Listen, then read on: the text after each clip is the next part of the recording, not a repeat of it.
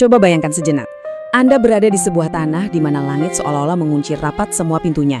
Udara begitu panas sampai membakar paru-paru setiap kali Anda menarik napas, dan tanah di bawah kaki Anda retak menganga, seperti luka yang menolak untuk sembuh. Disinilah penelusuran kisah kita bermula, sebuah tragedi tentang wujud manusia yang dipertaruhkan demi nyawa rakyat.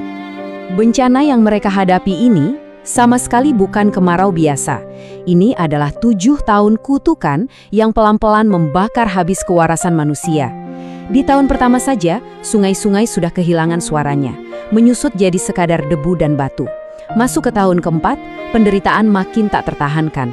Ladang berubah jadi hamparan abu, bangkai ternak berserakan di bawah terik matahari yang benar-benar tanpa ampun. Sampai akhirnya di tahun ke-7, hujan itu seolah cuma jadi mitos belaka.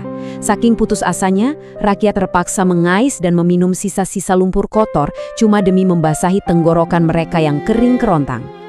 Tapi, justru di titik terendah itulah, di ambang keputusasaan yang absolut, sebuah keajaiban yang agak ganjil muncul.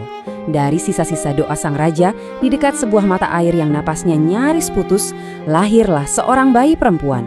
Namanya Roro Embun. Sejak hembusan napas pertamanya, kulit bayi ini sedingin es di puncak gunung. Dan yang paling luar biasa, kemanapun kaki kecilnya melangkah, tanah yang tadinya mati, tiba-tiba menumbuhkan rumput hijau yang segar. Dia ini ibarat wujud kehidupan yang berjalan di atas tanah kematian. Sebagai pembawa esensi air murni, Roro Embun ini punya satu kelemahan yang sangat fatal. Dia sama sekali tidak boleh merasakan hangatnya cinta manusia. Kalau dia sampai dipeluk dengan kehangatan kasih sayang yang tulus, wujud fisiknya bakal menguap, lenyap tanpa sisa.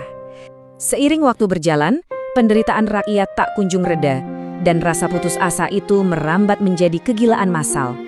Nah, di tengah kekacauan inilah, sang penasihat kerajaan membisikkan sebuah ramalan kelam yang langsung menyebar bak racun.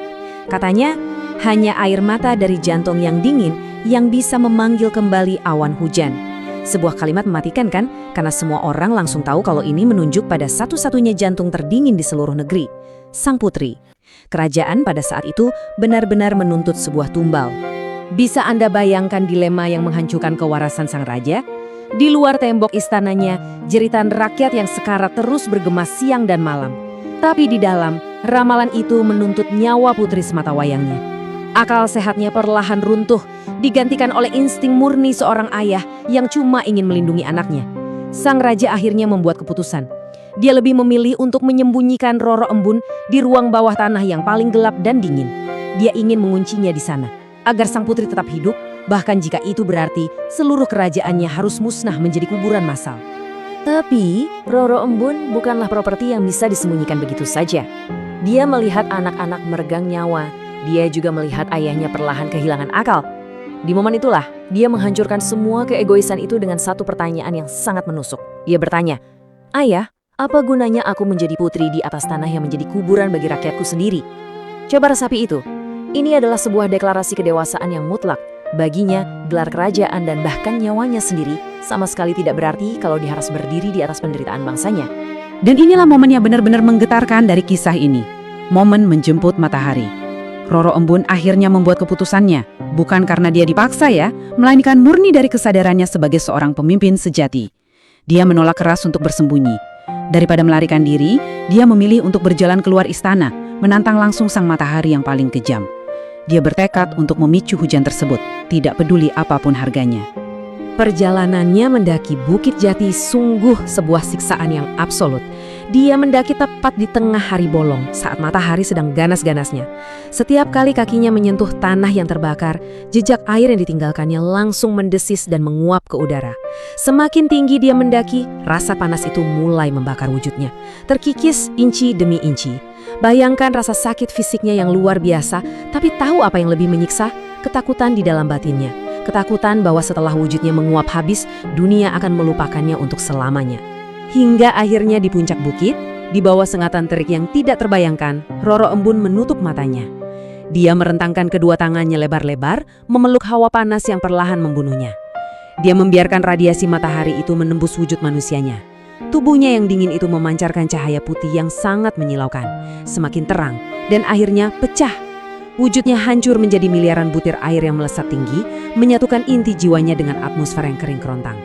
Dia benar-benar menukarkan eksistensinya demi kehidupan jutaan orang. Dan langit merespons pengorbanan luar biasa itu. Tiba-tiba saja, udara yang tadinya terik berubah menjadi sangat dingin. Awan-awan hitam pekat yang sudah absen selama 7 tahun lamanya mendadak menggulung hebat menutupi matahari. Gemuruh petir langsung memecah kesunyian, menggelegar ke seluruh penjuru kerajaan. Lalu, turunlah hujan. Sangat deras, bergemuruh. Tanah retak yang kehausan itu akhirnya meminum air dengan rakusnya. Penderitaan kerajaan Medang Kamulan tersapu bersih detik itu juga. Rakyat yang berlarian keluar, menangis dan menengadahkan wajah mereka ke langit, menyadari satu hal yang tak biasa. Air hujan itu sama sekali tidak terasa tawar. Tetesan yang membasahi wajah mereka terasa luar biasa dingin, namun sangat lembut. Persis seperti sentuhan tangan Roro Embun. Di detik itulah mereka sadar, putri mereka sebenarnya tidak mati. Dia hanya melepaskan wujud manusianya dan bertransformasi menjadi siklus air itu sendiri, turun dari langit untuk memeluk dan melindungi mereka selamanya. Saat badai akhirnya mereda, sang raja dengan langkah gontai mendaki ke puncak Bukit Jati. Tentu saja, dia tak menemukan jasad putrinya di sana. Yang dia temukan hanyalah mahkota perak Roro Embun tergeletak diam di atas tanah yang secara ajaib kini ditumbuhi hamparan bunga melati putih yang mekar semerbak. Sang raja berlutut.